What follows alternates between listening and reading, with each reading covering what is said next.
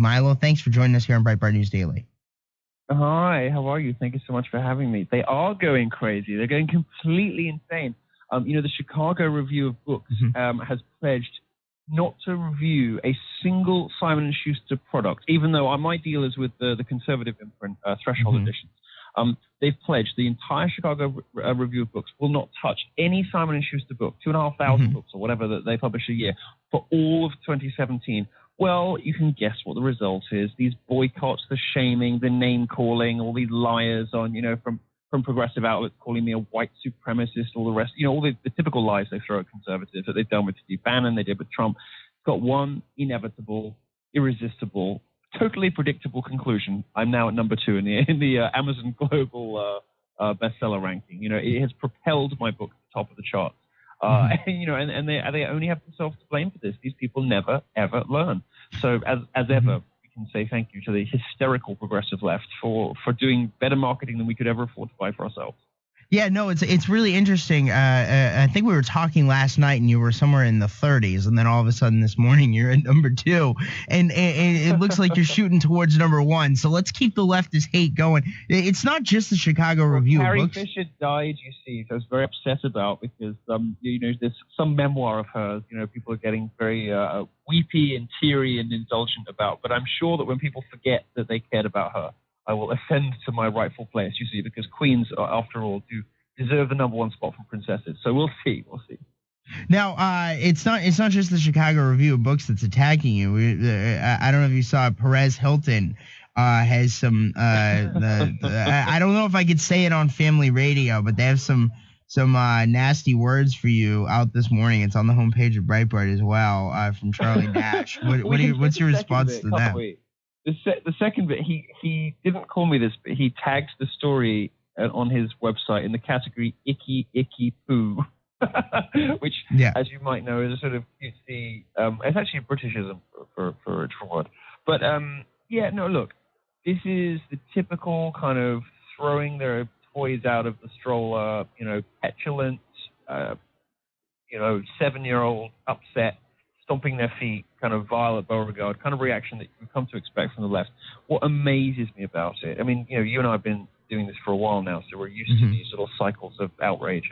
And what's amazing to me is that these people have not learned the lessons of the last election. They don't understand that nobody outside their bubble in New York trusts them, believes them, or likes them. Nobody takes them seriously anymore. So they're really only just howling into the wind, yelling at each other. The rest of America is laughing and moving on. And a significant portion of Americans, the kind of Americans that read me because they like mischief and mickey-taking and poking fun at these people, will go out and do exactly the opposite of what the press tells them to do. The media hasn't caught up with the fact that nobody likes them and nobody trusts them. Trump understood this instinctively. At Breitbart, we've always known this. The rest of the media basically is full of frauds and liars. But we've always known this instinctively. Our readers have known this. My readers and my fans have always known this. And they will do exactly the opposite of what the media tells them to do. And it is amazing to me that these people never learn the lessons of the last few years. This is how they got Trump elected. They had an unsuccessful campaign about Steve Bannon, our former executive chairman, who's now, one of his top guys, and was not deposed despite the most amazing campaign of outright lies, broadcast media, in the papers and everywhere else. Just so shocking. Didn't work, and now they've propelled me to number 2 in Amazon, and maybe number 1 by later today. But this is amazing to me. They just don't learn. Yeah, no. So Milo, I want to ask you, what are the lessons from the election? What are your major takeaways from this election? What I know they're never going to learn, but what can we learn from this? How can we get better moving forward? Well, you'll have plenty of callers and you'll have plenty of guests who can speak with more authority than I can about immigration and trade, who can explain to you that, the messages that Trump was sending about globalization and globalism are hugely compelling for vast swathes of the electorate who feel very underrepresented by politicians and by, sort of unaccountable, unelected, remote elites that run societies. That whether it is, academics, journalists, whatever. There's a huge disconnect from the people who live in LA and New York and the rest of the country. This is not news anymore. This is not a particularly insightful thing to say any longer. My perspective, though, is the third thing that I think really propelled Trump to victory, which is the total and complete rejection of political correctness, speech codes, language policing, trigger warning, safe space culture, the excesses of the social justice left, the excesses of the progressive left, where they overreached in culture and society, the trans lobby, Black Lives Matter, the worst excesses of the most sort of hateful lesbianic third wave feminism. 2016 was the year, as I predicted in the column in Breitbart in January, in a couple of weeks last year, as it were. I said it was going to be all-out war on social justice in 2016. And it was not just a work plan for me, but also one of the most prescient things written, last year, because that's exactly how it turned out. America soundly and completely rejected the leftist, politics of division, politics of hatefulness, politics of identity politics, categorizing everybody into, by skin color and sexuality and gender, and controlling how we can express ourselves, telling people what they can say, what they can do, and what they and this insane identity politics, and this is one of the other things that Trump just confounded completely, which I think is an important lesson from the election. The idea that your skin color or your sexuality or your gender, who you want to have sex with, whatever, should dictate your political opinions is so profoundly anti-intellectual and ridiculous that it could only survive within this sort of hermetic bubble of, New York and Los Angeles media. But the rest of the country sees how mad it is. And, I've become successful because I'm a gay guy who doesn't believe the stuff they tell me, and is quite happy to poke fun at them. And there were all sorts of other characters that popped up during Trump's campaign, whether it's Diamond and Silk or Ben Carson or Kellyanne Conway, Ann Coulter, all sorts of people who just didn't fit the mold of what a supposedly regressive, hateful Republican was supposed to look like.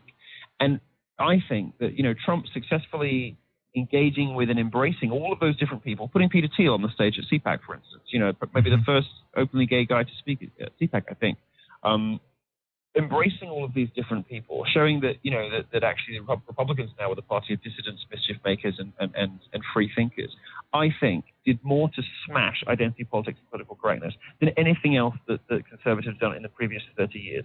And that was the great lesson. And it was if you just live, have fun, and laugh at them, stick a middle finger up at the progressives who are telling you how to think and what to say, nothing bad happens, and you might even win an election. So for me, it was, as much about the serious stuff, the immigration and trade, which many of his voters, voted and were very serious about. And Anne, for instance, we both know Anne, in her book, she says that it's really just about policy. Well, I think she's right for some of Trump's voters, but there was another branch of Trump's voters who just wanted to see the left lead. They're the people who are going to buy. They want to stick it to the bad guys. That's what they want. Exactly, and they're right to. They deserve it. They've been lied to and lied about for 30 years, and they deserve a bit of, they deserve the other side getting a bit of a bloody nose for once. And I'm very happy to write for those people and speak to those people, and Trump is going to represent those people in office. So, that's the big lesson for me, is that the sort of overbearing authoritarian bullying of the left, that the chickens came home to roost, and now America, hopefully, is going to enter into a period of more liberation and freedom and fun and mischief. Certain jokes are going to become permissible again. Certain language is going to become permissible again. And really, reclaiming the First Amendment from the forces of feminism and Black Lives Matter and the progressive left is the great project of the next 20 years for American conservatism and libertarianism. And Trump's election has given it a big kickstart in the right direction. And the last thing I want to ask you about, Milo, is obviously the title of the book is Dangerous. Can you give us a little bit of a hint of what's going to be in it and why people should go get a copy of it and go get it and go get in line on Amazon right now and help it get to #1? What's going to be in Dangerous? Well, I'll tell you two things. One, if you recognize yourself in the description I just gave, you think, well, yes, I'm one of those people that quite like giving the left a good kicking because they deserve it. They're really awful people. And they've made me feel like crap. And I think they deserve a bit of a bloody nose. Well, in 2016, what you did was voted Trump, and many of you did, and you won. In 2017, and the last 2 months of 2016, you buy this book because this will wind them up. We saw from the Twitter reaction yesterday, nobody winds the left up like me, except perhaps for Trump himself. Nobody winds the left up like the Breitbart family. And this is the best weapon at your disposal to make the worst people in the world really, really angry. And the added benefit you have, of course, is that it's a really good book. It's funny. It will explain to you why, you know, when the left is trying to redefine racism, saying, oh, well, you know, only white people can be racist. And instinctively people know that's ridiculous, but they don't always know how to explain why it's stupid. Well, this book will help you with some of that. So there's a little bit of, you know, there are facts there that will help you fight the feminist myth, like the campus rape culture and the pay gap. There's stuff in there that will explain to you why, you know, you've always instinctively felt that you were being lied to, but you didn't maybe know how to articulate it or why exactly you were right, although you always kind of knew you were. I mean, I do the best job I can in this book of explaining why it is that you are absolutely right. The progressive left is completely wrong about everything. And I hope that it will make you laugh too. There's a lot of jokes in there from beginning to end, a lot of scores settled, and a few little waspish one-liners that I know that people expect from me. So I hope people are going to enjoy it. And yeah, I can't really think, after Trump being elected, now people have a sort of appetite for conquest and for victory. I can't think of anything really that would annoy the left more than having my book at number one. So let's see what happens. All right. Well, Milo Yiannopoulos, I want to thank you for joining us here on Breitbart News Daily. Thanks, buddy. Take care.